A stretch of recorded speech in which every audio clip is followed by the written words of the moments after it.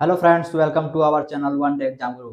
Friends, मैं Sonu sir one day exam guru channel पर आप सभी का एक बार पुनः स्वागत करता हूं। फ्रेंड्स, आज के इस वीडियो में हम आपके लिए लेकर आए हैं हिंदी ग्रामर का प्रमुख टॉपिक है जिसका नाम है अलंकार। तो इस वीडियो में हम लोग अलंकार के बारे में सब कुछ जानेंगे और इसमें हम लोग बेसिक से लेकर अंत तक जानेंगे। तो अलंकार अलंकार अलंकार शब्द क्या होता है? तो दोस्तों, अलंकार जो होता है वह दो शब्दों से मिलकर बना होता है। क्या होता है? अलम धन कार। अलम धन कार, ठीक है। अलंकार जो है दो शब्दों से मिलकर बना होता है, जो पहला शब्द है अलम, दूसरा शब्द है कार। और अलंकार अलंकार का अर्थ क्या होता है? आभूषण। अलंकार का अर्थ होता है आभूषण या गहना। इसको परिभाषा हम लोग कैसे देखते हैं? अलंकार यानी काव्य की शोभा बढ़ाने वाले शब्दों को अलंकार कहते हैं। काव्य की शोभा बढ़ाने वाले शब्दों को अलंकार कहते हैं। जिस प्रकार स्त्री का अलंकार क्या होता है? उनका आभूषण होता है, उनका गहना होता है। उसी प्रकार काव्य के लिए, कवियों के लिए काव्य में जो है अलंकार शब्द का अर्थ होता है शब्दों से। यानी काव्य की शोभा कैसे बढ़ेगी? शब्दों से। जिस प्रकार स्त्रियों की शोभा जो है आभूषण से बढ़ती है, उसी प्रकार जो है काव्य की शोभा जो है शब्दों से बढ़ती है। तो इसीलिए अलंकार को परिभाषित किया जाता है कि काव्य की शोभा बढ़ाने वाले शब्दों को अलंकार कहते हैं। तो उम्मीद करते हैं कि आप लोग को अलंकार समझ में आ रहा होगा। तो आगे हम लोग सीखेंगे अलंकार के भेद कितने हैं। अलंकार के भेद कितने हैं, तो इसको सीखने से पहले हम आपसे एक छोटा सा रिक्वेस्ट करते हैं कि यदि आपने मेरा चैनल अभी तक सब्सक्राइब नहीं किया है तो प्लीज चैनल को सब्सक्राइब कीजिए और वीडियो को लाइक कीजिए और अधिक से अधिक मात्रा में अपने दोस्तों तक शेयर कीजिए। तो आइए हम लोग देखते हैं कि अलंकार के भेद कितने हैं। तो अलंकार के भेद 3 बताए गए हैं। हिंदी व्याकरण में अलंकार के 3 भेद बताए गए हैं। कौन कौन से? शब्दालंकार, अर्थालंकार और उभयालंकार। हिंदी में अलंकार के 3 भेद बताए गए हैं, शब्दालंकार, अर्थालंकार और उभयालंकार। किंतु मुख्य रूप से अलंकार के 2 भेद होते हैं। कौन कौन से? शब्दालंकार और अर्थालंकार। आपके परीक्षाओं में भी इन्हीं दोनों अलंकार से प्रश्न बनते हैं, शब्दालंकार और अर्थालंकार से ही प्रश्न बनते हैं, ठीक है। किंतु यदि आपसे क्वेश्चन में दिया जाता है कि अलंकार के कितने भेद हैं, तो अलंकार के 3 भेद हैं। यदि मुख्य रूप से अलंकार पूछ दिया जाए तो मुख्य रूप से अलंकार के 2 भेद हैं। कौन से? शब्दालंकार और अर्थालंकार। तो इनमें क्या होता है? शब्दालंकार यानी शब्द के आधार पर यदि अलंकार का वर्णन किया जाता है तो उसको क्या कहते हैं? शब्दालंकार कहते हैं। शब्द के आधार पर यदि अलंकार का वर्णन किया जाता है तो वहां पर शब्दालंकार होता है, और जहां पर अर्थ के आधार पर अलंकार का वर्णन किया जाता है वहां पर अर्थालंकार होता है। आपको नाम में ही अलंकार छुपा हुआ है। शब्दालंकार यानी शब्द का प्रयोग, अर्थालंकार यानी अर्थ का वर्णन होता है। अब शब्दालंकार में भी कुछ महत्वपूर्ण भेद हैं। क्या क्या है? जैसे अनुप्रास अलंकार, यमक अलंकार, श्लेष अलंकार, पुनरुक्ति अलंकार, विवक्षा अलंकार और वक्रोक्ति अलंकार। क्या क्या है? अनुप्रास अलंकार, यमक अलंकार, श्लेष अलंकार, पुनरुक्ति अलंकार, विवक्षा अलंकार और वक्रोक्ति अलंकार। ये सभी जो है शब्द अलंकार के भेद हैं। और अर्थालंकार में बहुत सारे अलंकार हैं, लेकिन उनमें से कुछ महत्वपूर्ण अलंकार हैं जो आपको सामने स्क्रीन पर दिखाई दे रहा होगा। उसमें क्या क्या है? अर्थालंकार में जैसे उपमा अलंकार, रूपक अलंकार, उत्प्रेक्षा अलंकार, संदेह अलंकार, अतिशयोक्ति अलंकार, भ्रांतिमान अलंकार, विरोधाभास अलंकार, मानवीकरण अलंकार, अनुयोक्ति अलंकार तथा इसके अलावा भी अन्य कई सारे अलंकार जो है अर्थालंकार के अंतर्गत आते हैं। लेकिन मुख्य रूप से जिस अलंकार से प्रश्न परीक्षा में बनते हैं, हम उन्हीं सब अलंकार को पढ़ेंगे। और उभय अलंकार, उभय अलंकार का अर्थ होता है उभय, उभय यानी क्या होता है, उभय का अर्थ ही होता है दो, उभय का अर्थ होता है दोनों मिलकर, यानी जहां शब्द अलंकार और अर्थ अलंकार दोनों को मिलाकर जहां पर वर्णन किया जाता है वहां पर क्या होता है, उभय अलंकार होता है। और उभय अलंकार में बस ये याद करिए समसृष्टि, समसृष्टि और संकर, यही दो चीज बस याद रखिए, बाकी कुछ उभय अलंकार में अन्य कुछ पढ़ने की जरूरत नहीं है। ठीक है, तो आइए हम लोग आगे अब शब्दालंकार और अर्थालंकार के जितने भी भेद हैं उन सबों को परिभाषा और उदाहरण के माध्यम से समझ लेते हैं। तो फ्रेंड्स, अब हम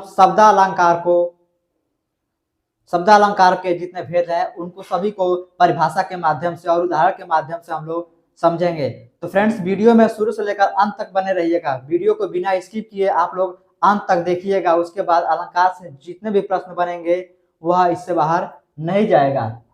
तो आइए हम लोग शुरू करते हैं। शब्दालंकार में हमारा पहला अलंकार क्या है, अनुप्रास अलंकार। तो अनुप्रास अलंकार जो है, अनुप्रास अलंकार जो है दो शब्दों से मिलकर बना है। किससे, अनु और प्रास, अनुप्रास अलंकार जो है दो शब्दों से मिलकर बना होता है, जिसे बोलते हैं अनु और प्रास, अनुधन प्रास। और जो है अनु का अर्थ होता है आवृत्ति, अनु का अर्थ होता है आवृत्ति, आवृत्ति यानी कि बार बार दोहराया जाना। ठीक है, और प्रास का अर्थ होता है वर्ण।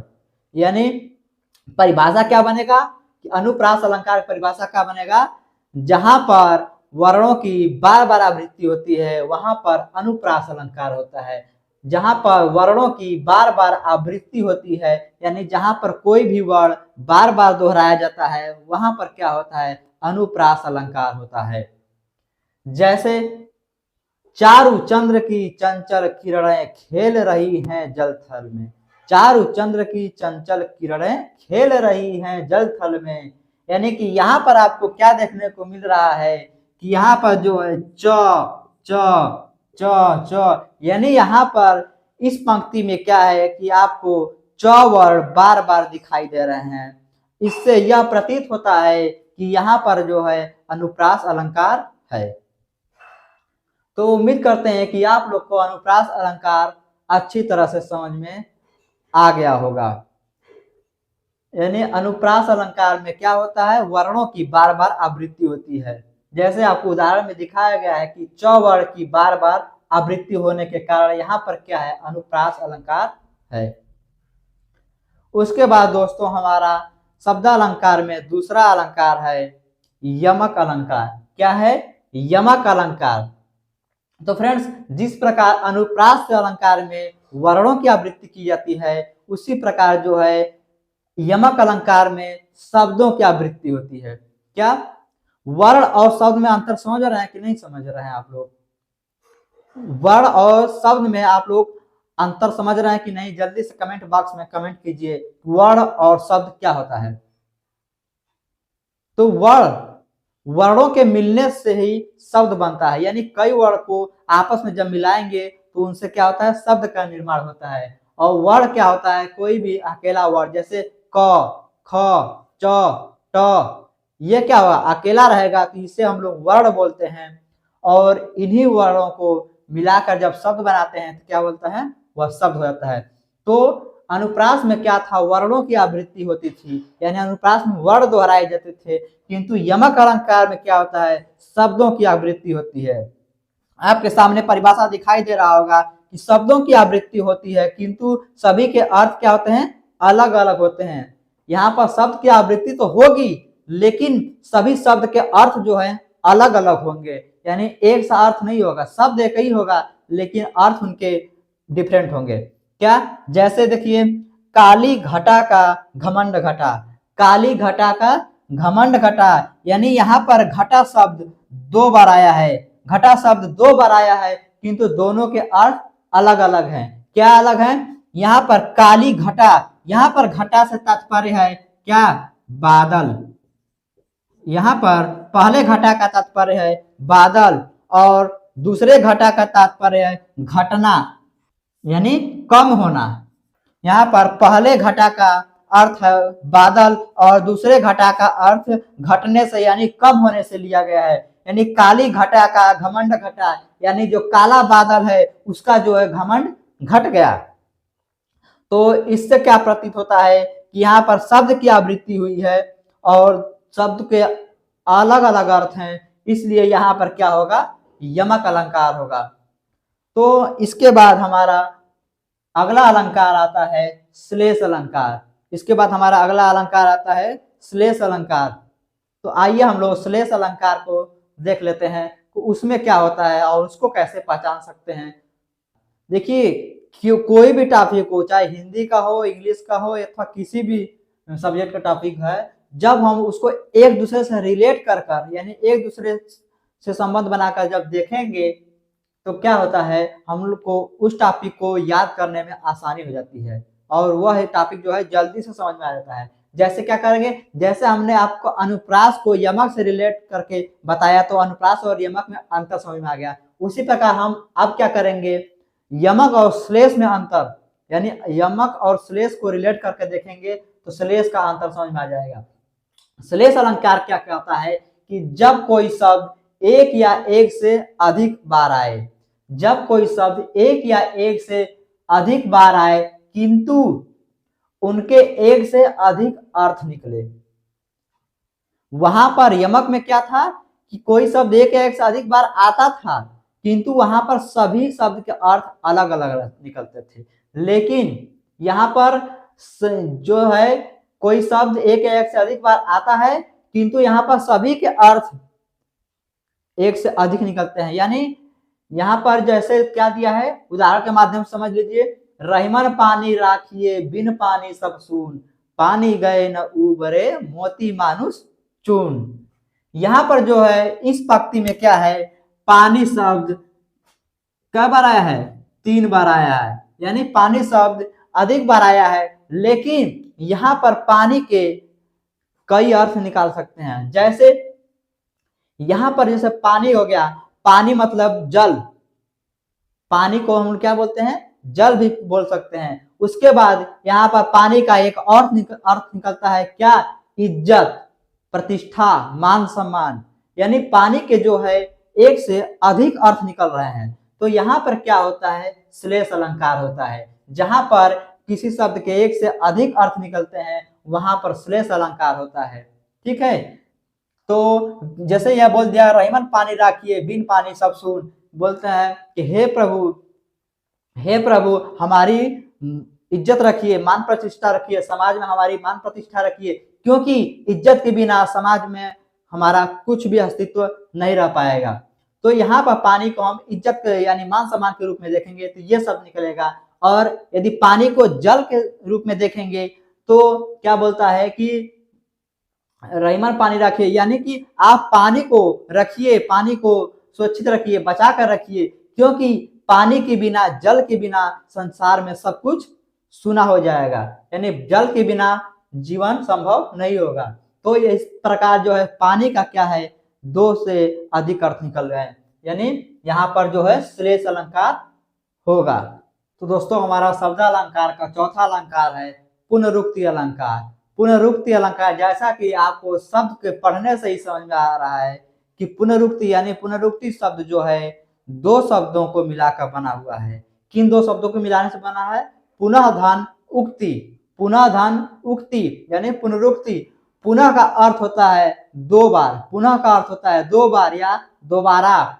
उक्ति मतलब कथन यानी कहना, यानी 2 बार। जहां कोई शब्द 2 बार आता है किंतु अर्थ जो है समान होता है, जहां पर कोई अर्थ 2 बार आता है किंतु उनके अर्थ समान हो यानी एक ही अर्थ निकले, वहां पर क्या होता है, पुनरुक्ति अलंकार होता है। जैसे लाख लाख कोटि कोटि हाथों की गरिमा, यहाँ पर क्या बोला जा रहा है, लाख लाख, लाख लाख यानी लाख लाख क्या है, एक ही अर्थ दे रहा है, यानी लाख लाख यानी दोनों का अर्थ क्या है, एक ही है, लेकिन जो है ये शब्द जो है 2 बार प्रयोग किए गए हैं, इसीलिए यहाँ पर पुनरुक्ति अलंकार होगा।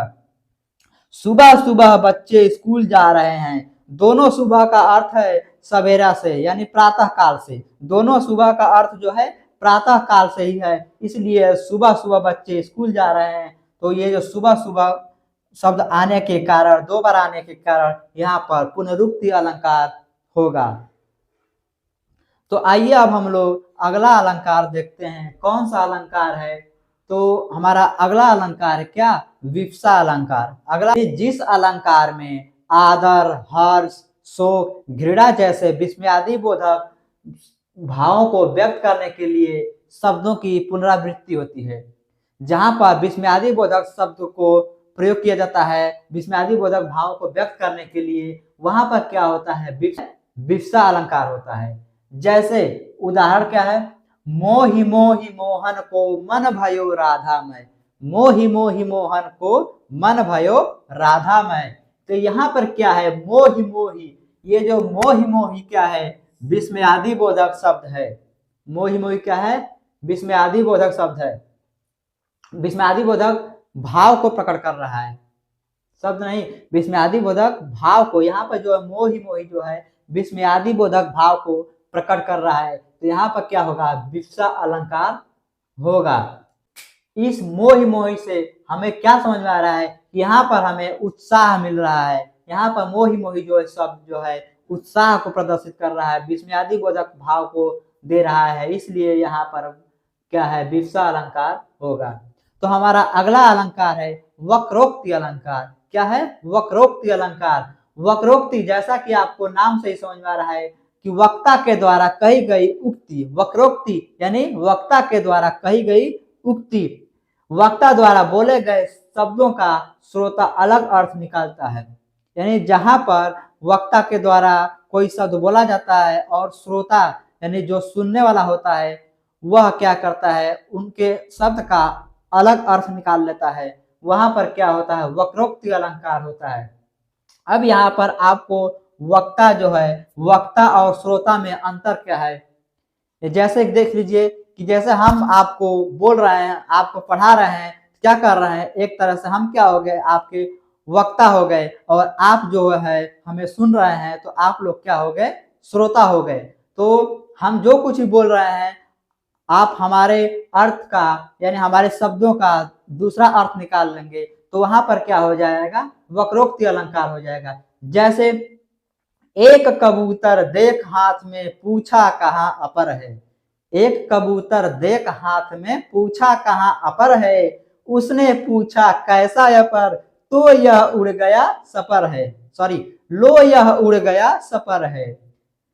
तो यहाँ पर क्या है कि एक कबूतर को, एक व्यक्ति क्या करता है, एक कबूतर को अपने हाथ में देखकर कहता है यानी और पूछता है कि अपर, कहाँ अपर है। तो यहाँ पर जो है अपर शब्द क्या है, यहाँ पर भी अपर आया है और यहाँ पर भी अपर आया है, लेकिन यहाँ पर जो पहला अपर है, अपर का अर्थ है क्या, दूसरा। यहाँ पर पहले अपर का अर्थ है दूसरा, और यहाँ पर अपर का अर्थ है बिना पंख के, बिना पर के, बिना पंख के यानी पंखहीन। यहाँ पर जो अपर है इसका अर्थ क्या श्रोता समझ रहा है, यहाँ पर क्या अर्थ है, बिना पंख के। यहाँ पर पूछने वाले ने पूछा है कि अपर यानी दूसरा कहाँ है, यानी एक कबूतर तो मैंने देख रहा है और दूसरा कबूतर कहाँ पर है, लेकिन जो है सुनने वाला जो है वो क्या कहता है कि कैसा अपर, वो समझ लेता है कि बिना पंख के। यहाँ पर जो श्रोता है वो अपर का अर्थ समझता है पंखहीन, और वक्ता जो है अपर का अर्थ क्या रखता है, दूसरा। यानी पहले कबूतर को उसने देख लिया और दूसरे कबूतर के बारे में पूछ रहा है कि वो कबूतर कहाँ है, लेकिन जो श्रोता जो है अपर का अर्थ बिना पंख के समझ लेता है। पर मतलब क्या होता है, पंख, अ मतलब बिना, यानी बिना पंख के समझ लेता है। तो ये बोलता है लो यह उड़ गया सपर है, तो फिर क्या बोलता है कि लो यह सपर यानी पंख के साथ उड़ गया। तो ऐसा हमारा शब्दालंकार का जो है 6 भेद जो है परिभाषा और उदाहरण के माध्यम से आपको समझ में आ गया होगा। तो अगले वीडियो में हम अर्थालंकार के भेद और उनके परिभाषा और उदाहरण के माध्यम से आपको सिखाएंगे। और वक्रोक्ति अलंकार के भी भेद हैं और अनुप्रास अलंकार के भी भेद हैं। उन भेदों को हम छोटे छोटे खंड में, छोटे छोटे वीडियो में आपको बनाकर पढ़ा देंगे। तो वीडियो में अंत तक बने रहने के लिए धन्यवाद।